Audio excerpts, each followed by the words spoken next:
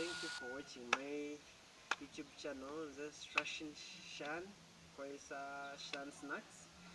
These snacks later on end up about daddies. Daddies are like how they make them very well, how they make them, and the flavors cheese to koisa kati. Later on so kanyole vanilla, the vanilla flavored daddies. Nyokusoka. The first things twetaga baking powder, baking flour, twetaga cooking oil, twetaga vanilla,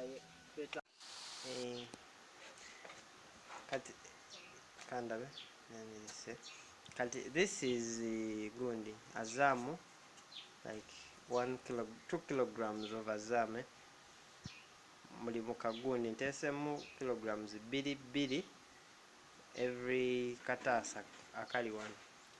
Then wano prestige ono, so prestige ono, this is like 500 grams, that is like a half of it.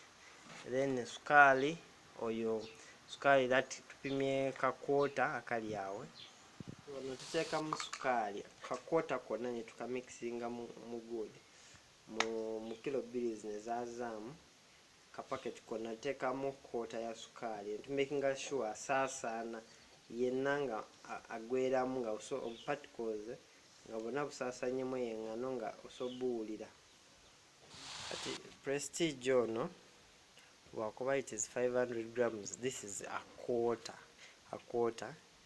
Then kati buli kamu tutekamu like quarter, this is a half, sorry, kano kali a half.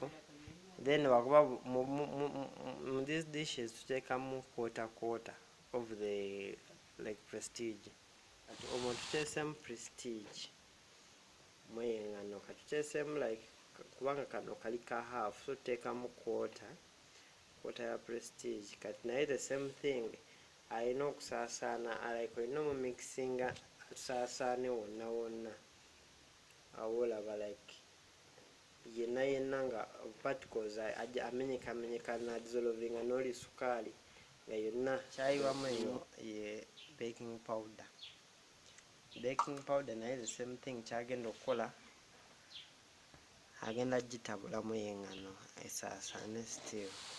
Ono vanilla tutekamu like tupima bukanga like it depends naye nga kati wano tugenda tutekamu akantu akakomanga wano wekati kati then ono vanilla tumuteeka mu kikopo kirimu amazzi agabuguma naye nga gwe tusooka oteekamu like netupima netuteekamu amazzi agabuguma. Then kati for the first time bwe tuba tutabula amazzi agano tugatabulirako ne vanilla yawo kati nga tumaze oteekamu vanilla then tugenda tuteekamu amazzi agabuguma.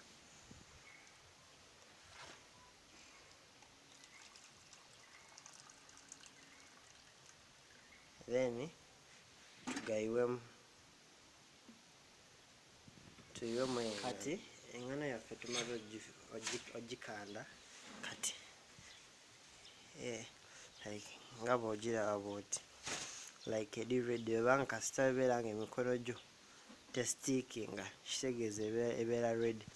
Kati nga bweri bweti kubanga twakoze 2 sockets obazamu kati kubanga twamaze dde busala obuntu nga bwe butyo tusala size ng'eno turimu busala okanda nga bwosala twakasalawo bwena.